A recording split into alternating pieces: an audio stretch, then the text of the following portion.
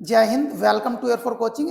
इस वीडियो के अंतर्गत समझेंगे अगर कोई फंक्शन गिवन है तो फंक्शन इंक्रीजिंग या डिक्रीजिंग या स्ट्रिक्टली इंक्रीजिंग या स्ट्रिक्टली डिक्रीजिंग कैसे होता है। तो आइए एक ग्राफ के माध्यम से समझते हैं। आइए सबसे पहले समझते हैं इंक्रीजिंग फंक्शन। फलन एफ एक्स अंतराल ए कोमा बी में वृद्धिमान फलन कहलाता है यदि इन दोनों कंडीशन में से कोई एक कंडीशन संतुष्ट हो जाती है। देखिए यहाँ पर कंडीशन क्या है कि x1 less than x2 imply that fx1 less than equal fx2 और for all x1 x2 belongs to a comma b। और सेकंड कंडीशन है x1 greater than x2 imply that fx1 greater than equal fx2 और for all x1 x2 belongs to a comma b। देखिए यहाँ पर ये पूछा गया है कि x1 जब x2 से छोटा है तो जब आप उस पर कंडीशन अप्लाई करेंगे तो fx1 less than equal fx2 आना चाहिए। इस कंडीशन को मैं इस ग्राफ के माध्यम से बताऊंगा आपको। तो देखिए यहाँ पर है x1 लेस देन x2। तो मान लीजिए यहाँ पर x1 है और यहाँ पर x2, और इतना भी मान लेते हैं कि यहां से लेकर यहां तक x1 तक डिस्टेंस जो है x1 इज इक्वल टू 2 है। और यहां से यहां तक मान लेते हैं कि x2 की वैल्यू 4 मान लीजिए, यहां तक 4 है। तो यहां पर देखिए इन दोनों को कंडीशन को यूज करने में आपको ये जानकारी मिली कि x1 लेस देन x2 से, क्योंकि x1 बराबर 2 है और x2 बराबर कितना लिया है यहाँ पर 4, तो यानी कि 2 से बड़ा 4 है, यानी x1 से बड़ा x2 है। तो अगर ये x1 की वैल्यू इस x के स्थान पर रखेंगे तो y बराबर कितना मिलेगा, फंक्शन fx1 आ जाएगा। और जब x2 की वैल्यू x के स्थान पर पुट करेंगे तो y की वैल्यू कितनी आ जाएगी यहाँ पर fx2। और इधर की साइड में मान लेते हैं कि यहां तक 2 है और यहां पर 3 पॉइंट है और यहां पर 1 मान लेते हैं। इसी प्रकार यहां पर 4 है और यहां पर 5 है, इसी प्रकार यहां 6 है, इसी प्रकार यहां पर 7 है। तो अब आप अप्लाई करिए कंडीशन। यहां पर देखिए इस कंडीशन को देख के पता चलता है कि fx1 से बड़ा है fx2। जैसे कि देखिए x1 की वैल्यू एज्यूम करी 2, x2 की वैल्यू एज्यूम करी कितनी 4। तो यहां पर ये कंडीशन सेटिस्फाइड हो गई कि x1 लेस देन x2 है। मतलब यहां पर x1 जो है हमने छोटा लिया x2 से। तो यहां पर जब हमने इस फंक्शन में वैल्यू पुट करी तो fx1 की वैल्यू कितनी आ गई 2। तो fx1 की वैल्यू कितनी है 2। और यहां पर जब x2 वैल्यू ली x2 की, x के स्थान पर y की वैल्यू कितनी आई है यहाँ पर मान लिया हमने 4 है। तो fx2 की वैल्यू कितनी है 4। तो इन दोनों कंडीशन से क्या निष्कर्ष निकला कि यहाँ पर 2 से बड़ा है कितना 4, या कह सकते हैं कि fx1 लेस देन है किससे fx2 से। अब आपके दिमाग में ये आ रहा होगा कि सर यहाँ पर x1 लेस देन x2 है तो यहाँ पर function fx1 less than fx2, लेकिन यहाँ पर ये इक्वल कैसा आ रहा है। तो इसको मैं समझाना चाहूंगा कि यहाँ पर x1 मान लेता हूं, यहाँ पर ये x1 है और यहाँ पर मान लेता हूं कितना x2। तो यहाँ पर देखिए इस कंडीशन को जैसे ही एज्यूम करा वैसे ही एज्यूम कर लेंगे। तो ये x1 यहाँ पर लेस देन है किससे x2 से। और जब x1 लेस देन x2 से जब आप इसमें ये x के स्थान पर x1 रखेंगे तो y की वैल्यू निकलेगी fx1 और x2 रखेंगे तो y की वैल्यू निकलेगी fx2। तो इस वाले पॉइंट पर होंगे, या यहां से रिजल्ट क्या निकला कि fx1 और बराबर है fx2 के। तो दोनों की वैल्यू कितनी आ रही है 5। इसलिए यहाँ पर x1 x2 अगर x1 लेस देन x2 से जब फंक्शन में वैल्यू रख रहे हैं तो फंक्शन की वैल्यू 5 आ रही है। इसका मतलब इस सारे कंडीशन को कंबाइन करने के बाद ये रिजल्ट बनता है कि जब x1 लेस देन x2 है तो रिजल्ट बनेगा कि F x1 less than equal fx2। और ये कंडीशन आपको बहुत अच्छे से समझ में आ गई होगी। और मैं सेकंड कंडीशन के बारे में आपको बताना चाहूंगा कि यहाँ पर जैसे x1 less then x1 greater than x2 है तो आप x1 इधर की साइड में मान लेंगे और x2 इधर की साइड में मान लेंगे। जब आप इसे इस तरीके से सेटिस्फाई करेंगे तो ये कंडीशन भी सेटिस्फाइड हो जाएगी। या देखिए एक तरीके से और कह सकते हैं आपको इंक्रीजिंग फंक्शन कैसे होते हैं, जब किसी निर्देशांक अक्ष पर किसी फंक्शन का ग्राफ प्लॉट करते हैं, वो ग्राफ प्लॉट करते वक्त लेफ्ट से राइट की ओर इंक्रीज होता है, उस फंक्शन को इंक्रीजिंग फंक्शन कहते हैं। देखिए यहाँ पर ये लेफ्ट में है, देखिए यहाँ से यहाँ तक फंक्शन इंक्रीज हो रहा है। यहाँ पर कुछ समय के लिए इक्वल रहा इसलिए यहाँ पर ये इक्वल का निशान आ जाता है, फिर ये इंक्रीज रहा, फिर कहीं जाकर इक्वल होगा, फिर इंक्रीज या फिर केवल इंक्रीज ही रहा होगा कुछ समय के लिए, फिर इक्वल हो जाएगा। इसलिए आप इस कंडीशन को देखते हुए ये सेटिस्फाइड हुआ कि जब x1 की वैल्यू x2 से लेस देन है तो फंक्शन की वैल्यू, जब आप अलग अलग पॉइंटों पर फंक्शन की वैल्यू निकालेंगे तो वो भी लेस देन आएगी।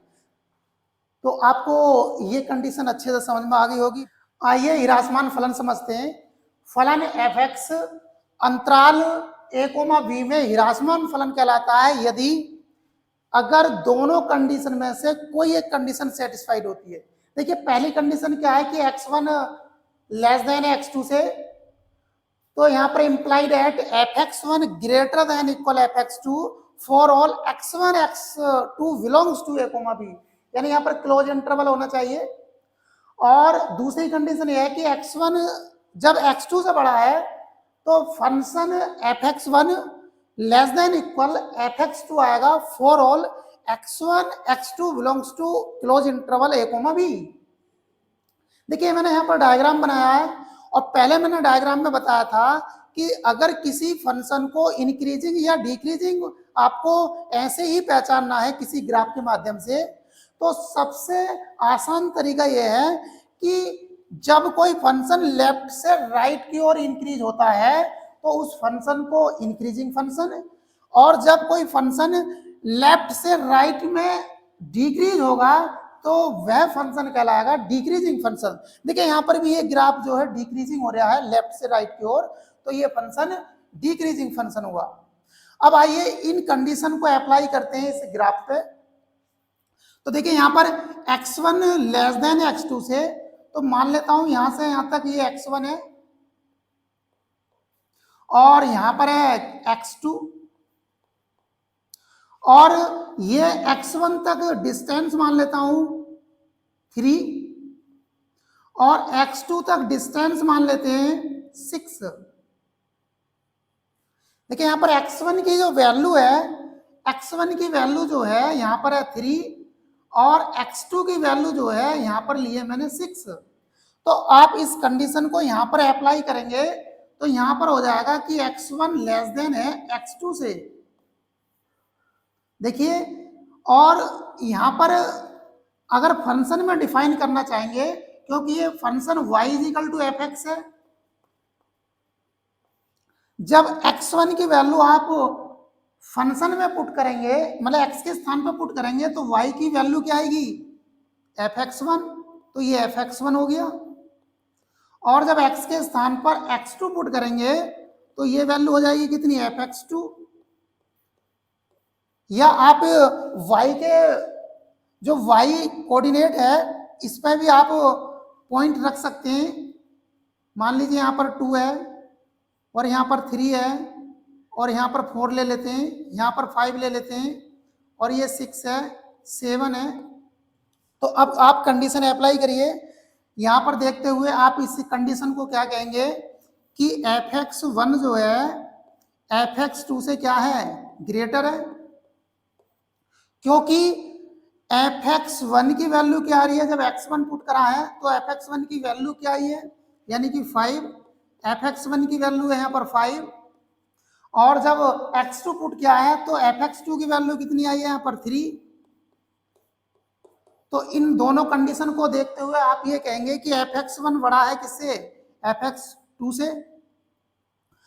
और आपके दिमाग में ये आ रहा होगा कि यहाँ पर ये इक्वल कैसा आएगा, तो मैं इस चीज को और बता देना चाहता हूँ कि जब आप यहाँ पर एज्यूम करेंगे x1 मतलब कितना ही मान सकते हैं 7 या 8 मान सकते हैं, और यहाँ पर fx2 सॉरी यहाँ पर x2 जो लेट करेंगे, जो x2 की वैल्यू आप लेट करेंगे तो 7 से आपको ज्यादा माननी है क्योंकि x1 की डिस्टेंस ये है तो x2 की ये है। तो इन कंडीशन को देखते हुए आप ये कहेंगे कि x1 लेस देन कितना है x2, यानी x2 यहाँ पर ग्रेटर है x1 से। तो जब आप इसकी इस फंक्शन की वैल्यू निकालेंगे तो यहाँ पर x1 रखेंगे तो भी फंक्शन वही आएगा और x2 रखेंगे तो भी फंक्शन वही आएगा। तो यहाँ पर कह सकते हैं कि fx1 बराबर आ जाएगा किसके, fx2 के। तो आपको ये कंडीशन समझ में आ गई होगी क्योंकि जब x1 लेस देन x2 है तो फंक्शन हमेशा fx1 ग्रेटर देन इक्वल रहेगा fx2 से। आपको ये फर्स्ट कंडीशन क्लियर होगी। इसी प्रकार आप सेकंड कंडीशन कर सकते हैं क्योंकि सेकंड में x1 आप इधर की साइड में रख लेना और x2 इधर की साइड में। जब आप इसी तरीके से सेम कंडीशन अप्लाई करेंगे तो दूसरी कंडीशन भी आपको क्लियर हो जाएगी।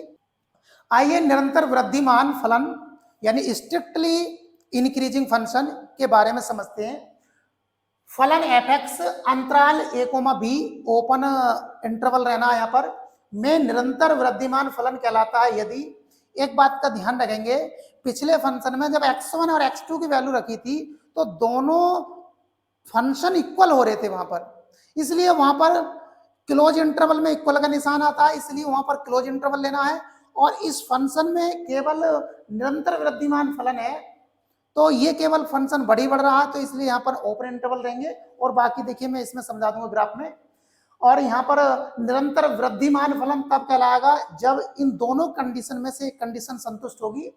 तो देखिए यहाँ पर x1 less than x2 implied that fx1 less than fx2 for all x1 x2 belongs to open interval। देखिए यहाँ पर भी ओपन इंटरवल रखना है।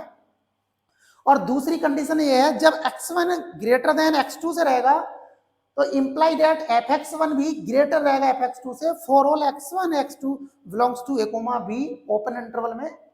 तो देखिए यहाँ पर दो कंडीशन दे रखी है और दोनों ही कंडीशन को मैं इस ग्राफ पर आपको बहुत अच्छे से समझाऊंगा। तो आइए समझते हैं। आइए जो फर्स्ट कंडीशन दे रखी है इस फर्स्ट कंडीशन को मैं इसमें ग्राफ में आपको समझाता हूं। देखिए यहाँ पर सबसे पहला आपको यहां पर मान लेना है यहां तक x1 और यहां पर मान लेंगे आप कितना x2 और x1 की वैल्यू एज्यूम कर लेता हूं मैं यहां तक 2, यहां तक डिस्टेंस 2 है और यहां से यहां तक डिस्टेंस मान लेता हूं कितनी 5। तो यहां पर x1 की वैल्यू कितनी है 2 और x2 की वैल्यू कितनी है 5। तो इन दोनों कंडीशन को कंबाइन करेंगे तो x1 लेस देन है किससे, x2 से। ये कंडीशन, ये जो कंडीशन दे रखी है कि x1 लेस देन रहना चाहिए x2 से, तो वो कंडीशन मैंने आपको समझाई है। और जब x1 आप इस x के स्थान पर रखेंगे तो y की वैल्यू जो निकलेगी वो y की वैल्यू आएगी यानी कि fx1। और जब x2 रखेंगे x के स्थान पर तो y की वैल्यू आएगी fx2। तो यहां तक भी जब x1 की वैल्यू रखेंगे तो y का मान कुछ ना कुछ आएगा, तो उसे मान लेते हैं यहाँ तक 2 है और यहाँ पर कितना 3, यहाँ पर 1 मान लेते हैं और यहाँ पर 4 है और आगे इसे ऊपर भी मान सकते हैं यानी कि 5। इसलिए जब x1 आपने इस फंक्शन में रखा तो y की वैल्यू यानी कि fx1 आई, तो fx1 की वैल्यू कितनी है यहाँ पर 2 और fx2 की वैल्यू कितनी है 4। जब आप इसे कंबाइन करेंगे तो fx1 लेस देन आएगा किससे, fx2 से। तो इन दोनों रिजल्टों को आप समझ गए होंगे अच्छे से, क्योंकि जब x1 लेस देन रखना है x2 से तो फंक्शन fx1 लेस देन आएगा fx2 से। ये आपने इस ग्राफ के माध्यम से समझ लिया। और एक तरीका मैंने आपको बहुत अच्छे से बताया था, अगर किसी फंक्शन को इंक्रीजिंग या डिक्रीजिंग प्रूव करना है तो आप ग्राफ के माध्यम से ये समझ सकते हैं कि जब लेफ्ट से राइट की ओर फंक्शन इंक्रीज होगा तो उसे इंक्रीजिंग फंक्शन कहा जाएगा, और जब लेफ्ट से राइट की ओर अगर फंक्शन डिक्रीज होगा तो उसे डिक्रीजिंग फंक्शन कहा जाएगा। अब निरंतर ह्रासमान फलन यानी कि स्ट्रिक्टली डिक्रीजिंग फंक्शन के बारे में समझते हैं। फलन एफ एक्स अंतराल ओपन इंटरवल ए कोमा बी में निरंतर ह्रासमान फलन कहलाता है यदि यहाँ पर दोनों कंडीशन में से एक कंडीशन संतुष्ट होती है तो फलन निरंतर ह्रासमान फलन कहलाएगा। यहाँ पर देखिए x1 less than x2 imply that fx1 greater than fx2 for all x1 x2 belongs to a comma b, और दूसरी कंडीशन ये है कि x1 greater than x2 imply that fx1 less than fx2 और for all x1 x2 belongs to a comma b, यानी जो x1 x2 के जो मान लेने हैं वो दिए हुए ओपन इंटरवल में से ही लेने हैं। तो देखिए इन दोनों कंडीशन को मैं ग्राफ पर प्लॉट करके बहुत अच्छे से समझाऊंगा आपको, तो समझिए। यहाँ पर x1 जो है x2 से लेस देन लेना है, तो मान लेता हूं यहाँ पर यहाँ से यहाँ तक x1 है और यहाँ पर मान लेते हैं कितना x2 है। तो जब आप इस फंक्शन में रखेंगे x1 x के स्थान पर तो ये फंक्शन हो जाएगा fx1, और जब x के स्थान पर आप x2 रखेंगे तो ये फंक्शन हो जाएगा यानी कि y का मान जो हो जाएगा fx2 हो जाएगा। या कह सकते हैं मैंने देखिए यहाँ से यहाँ तक की जो डिस्टेंस मानेंगे x1 बराबर मैं मान लेता हूँ कितना 2, और यहाँ से यहाँ तक डिस्टेंस मान लेता हूँ कितनी x2 की जो वैल्यू मानेंगे तो उसे मान लेते हैं कितनी 4 मान लेते हैं। तो इन दोनों कंडीशन को कंबाइन करेंगे तो x1 लेस देन हो जाएगा किससे x2 से, और जब आपने x1 की वैल्यू फंक्शन में रखी तो y की वैल्यू fx1 आई है, और जब x2 वैल्यू रखी x के स्थान पर तो y की वैल्यू fx2 आई है। तो यहाँ पर मान लेते हैं यहाँ तक ये 1 है और यहाँ पर 2 है और ये 3 है, इसी प्रकार अगर ऊपर की ओर 4 मान सकते हैं। तो जब आपने जब वैल्यू रखी तो fx1 कितना आया, fx1 आया है 3, और fx2 की वैल्यू कितनी आई है, ये एज्यूम करिए वैल्यू मैंने यानी कि 1 आपको समझाने के लिए। तो आप इन दोनों कंडीशन से आप क्या प्रूव कर सकते हैं कि fx1 ग्रेटर देन fx2। देखिए इससे रिजल्ट ये निकला कि जब x1 लेस देन रखना है आपको x2 से तो यहाँ पर fx1 ग्रेटर आया है fx2 से, क्योंकि इस ग्राफ के माध्यम से समझा। और दूसरे तरीके से आप ये कह सकते हैं कि ये देखिए निरंतर ह्रासमान फलन कैसे है, क्योंकि ये लेफ्ट से राइट की ओर केवल लगातार घटता जा रहा है, इसलिए निरंतर ह्रासमान फलन है। और आपने इस वीडियो के अंतर्गत इंक्रीजिंग और डिक्रीजिंग, स्ट्रिक्टली इंक्रीजिंग और स्ट्रिक्टली डिक्रीजिंग फंक्शन को समझा। और नेक्स्ट वीडियो में मैं आपको लेकर आऊंगा कि जब फंक्शन का डिफरेंशिएशन करते हैं तो इंक्रीजिंग डिक्रीजिंग की क्या क्या कंडीशन होती हैं, उस वीडियो के अंतर्गत समझेंगे। और 2-4 एग्जाम्पल लेकर आऊंगा, उसे आपको बहुत अच्छे से समझाऊंगा। तब तक के लिए जय हिंद, जय भारत।